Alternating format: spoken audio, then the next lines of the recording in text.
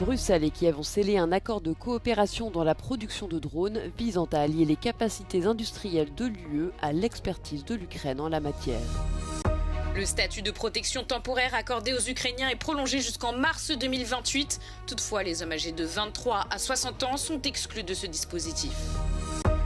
Entrée en vigueur ce mercredi, la fin des contrôles douaniers entre l'Espagne et Gibraltar, petit territoire britannique, met un terme aux tensions régulières entre Londres et Madrid. L'ancien ministre des Affaires étrangères hongrois Péter Szijjártó démissionne de son mandat de député et prend un poste de direction au sein du constructeur automobile chinois BYD.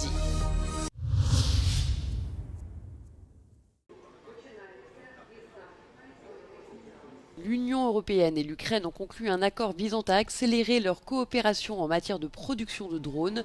Ce partenariat vise à associer les capacités industrielles militaires de l'UE à l'expertise de l'Ukraine en matière de drones, acquise au cours de plus de 4 années de combat contre les forces russes. Volodymyr Zelensky affirme que son pays produit actuellement 10 millions de drones par an, un chiffre qu'il ambitionne de doubler. Le financement de cette initiative sera assuré par 2 mécanismes européens, le prêt de soutien de 90 milliards d'euros accordé à l'Ukraine et les quelques 10 milliards d'euros encore disponibles dans le cadre du programme de défense SAFE. Pour l'occasion, la présidente de la Commission européenne Ursula von der Leyen s'est rendue à Kiev, un déplacement qui constitue sa 2e visite dans la capitale ukrainienne cette année. This deal will bring together Ukrainian ingenuity and Europe's industrial scale. And with this deal, our message is clear. Now is the time to invest in Ukraine, because this means to invest in Europe and to invest in our common security and our common future. Jusqu'à présent, plusieurs pays de l'UE ont conclu des accords bilatéraux avec l'Ukraine pour tirer parti de son ingéniosité technologique. L'accord entériné mercredi donne une dimension plus large à cette coopération en ouvrant ce partenariat aux 27 États membres.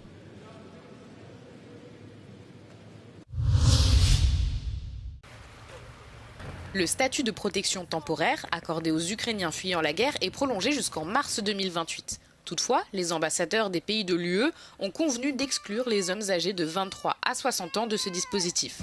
À partir de mars 2027, donc, la protection temporaire ne sera accordée qu'aux personnes ayant rempli leurs obligations militaires en Ukraine. La condition a été ajoutée à la demande du gouvernement ukrainien, objectif augmenter les effectifs des forces armées de Kiev.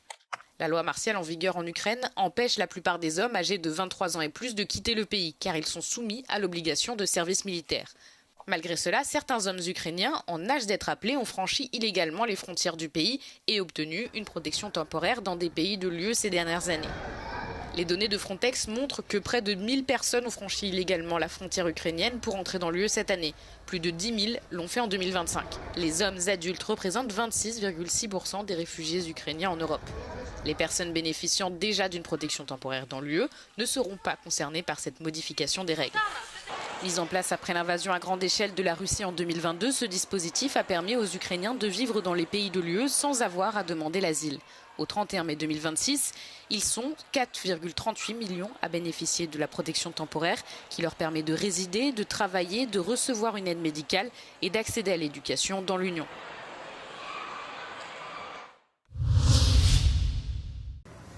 Bonne nouvelle pour les milliers de personnes qui font chaque jour la navette entre l'Espagne et le petit territoire britannique de Gibraltar. Elles n'auront plus à franchir de frontières physiques. Les contrôles aux frontières étaient depuis longtemps une source de tension et de frustration. Mais ils ont été levés après la conclusion d'un accord entre l'UE et le Royaume-Uni. Le Premier ministre espagnol a salué ce nouvel accord et a déclaré qu'il refermait une plaie ouverte, faisant allusion aux tensions régulières entre Londres et Madrid. Lo vivimos de una manera muy emocionante porque nosotros los dos hemos luchado mucho por esto, hemos estado en Inglaterra en todos los marches, en todas las manifestaciones que han hecho para conseguir por lo menos este acuerdo. Cet accord alignera Gibraltar sur les règles de l'espace Schengen. Il a été conclu après des années de négociations entre l'Espagne, la Grande-Bretagne et l'UE. À Gibraltar, où vivent 40 000 habitants, cette décision est bien accueillie par les entreprises. En effet, le petit territoire accueille chaque jour 15 000 travailleurs espagnols, soit la moitié de sa main-d'œuvre. Péter Szijjártó démissionne de son mandat de député. L'ancien ministre des Affaires étrangères hongrois annonce sur les réseaux sociaux avoir accepté un poste de direction au sein du constructeur automobile électrique chinois BYD. L'entreprise précise qu'il occupera un poste global et ne fera pas partie de la direction de la filiale hongroise. L'entreprise BYD précise qu'il occupera un poste global et ne fera pas partie de la direction de la filiale hongroise. En avril, il a perdu son poste de ministre des Affaires étrangères après la défaite électorale cuisante subie par Viktor Orban et son parti d'extrême droite, le Fidesz. Depuis, Szijjártó s'était abstenu de participer à la plupart des votes parlementaires et n'apparaissait que rarement en public. En 2023, Szijjártó avait annoncé que son employeur actuel, BYD, ouvrirait sa première usine européenne en Hongrie. Cela permettrait au conglomérat de contourner les droits de douane de l'Union européenne sur les véhicules électriques chinois, imposés pour protéger le secteur automobile national du continent. En tant que ministre hongrois des Affaires étrangères et du Commerce, Szijjártó a joué un rôle central dans les négociations avec BYD visant à implanter l'usine en Hongrie. L'entreprise a précisé que le poste qu'il occupera sera global et ne fera pas partie de la direction de la filiale hongroise. L'économie chinoise a connu un ralentissement marqué avec une croissance de seulement 4,3% en glissement annuel au cours du second trimestre d'avril à juin. C'est ce qu'a annoncé mercredi le gouvernement. Il s'agit du rythme le plus faible depuis 3 ans. Les données officielles sont restées en deçà des prévisions et inférieures au rythme de croissance de 5% enregistré au trimestre précédent, malgré une forte hausse des exportations tirée en partie par l'essor de l'IA et la demande de véhicules électriques chinois. 就是说，这个以高端制造、数字经济、现代服务为代表的这样一些新动能，对上半年经济增长的贡献率超过了40%。这还不算传统行业这个改造升级，这不算啊。这我们讲就这些行业增长40%。所以说啊，这个经济向新向优的这种特点呢，非常鲜明啊，而且总的发展的趋势是在加快。 Malgré le ralentissement économique général dû à la guerre en Iran, les dépenses de consommation sont restées solides et la production industrielle a dépassé les attentes. Certains économistes affirment que le ralentissement de l'économie chinoise est dû à un déséquilibre croissant, les investissements publics et privés se concentrant sur des technologies telles que l'IA et les puces informatiques, tandis que l'industrie manufacturière et les secteurs de services créateurs d'emplois sont en perte de vitesse.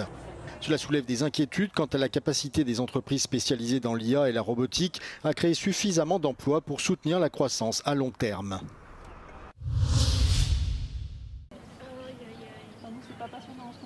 Le gouvernement britannique a annoncé ce mercredi son projet de couvre-feu nocturne entre minuit et 6 heures du matin sur les réseaux sociaux pour les jeunes de 16 et 17 ans, dans le cadre de sa dernière initiative visant à réduire les risques en ligne chez les jeunes.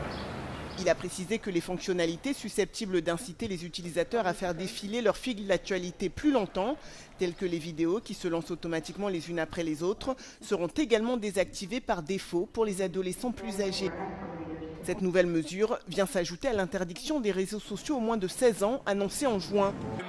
Cette interdiction, qui doit entrer en vigueur en 2027, s'appliquera à des plateformes telles que Snapchat, TikTok, YouTube, Instagram, Facebook et X, mais pas aux services de messagerie comme WhatsApp et Signal. Ces mesures font partie des dernières initiatives du gouvernement du Premier ministre Keir Starmer et devront faire l'objet d'une loi avant d'entrer en vigueur. Ces propositions devraient être reprises par son successeur probable au poste de Premier ministre, Andy Burnham. Mais les détracteurs de cette mesure ont remis en cause son efficacité, arguant que les adolescents se contenteraient de désactiver les paramètres par défaut. Le projet a également fait réagir certaines ONG britanniques qui estiment de leur côté que ces mesures ne sont pas suffisantes.